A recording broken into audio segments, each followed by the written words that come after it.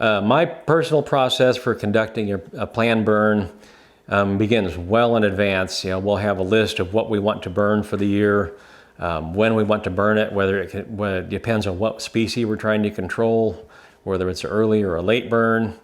I'll make a little chart actually and have a column for what the ideal wind will be for that particular piece of ground. We also consider the neighbors for which way the wind needs to be blowing.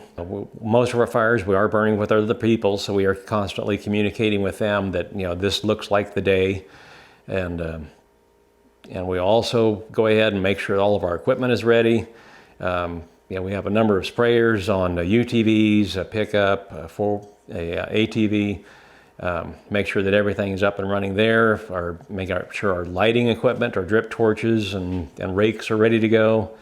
And then on the day of the burn, before we even start anything, we'll triple check the weather, check the smoke model one more time, and visit with the neighbors. We'll generally have a community meeting ahead of lighting anything.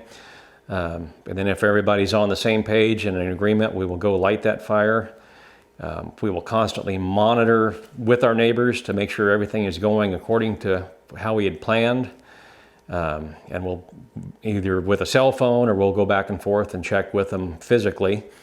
Everybody is also looking for smoke that may be coming from where it shouldn't be.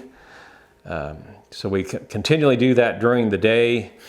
Once the fire is completely burned around and contained, we will stay there to monitor it.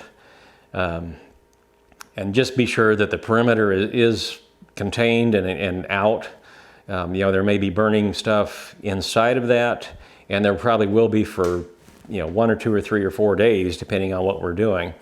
But once we want to be sure that we have a safe perimeter around that fire.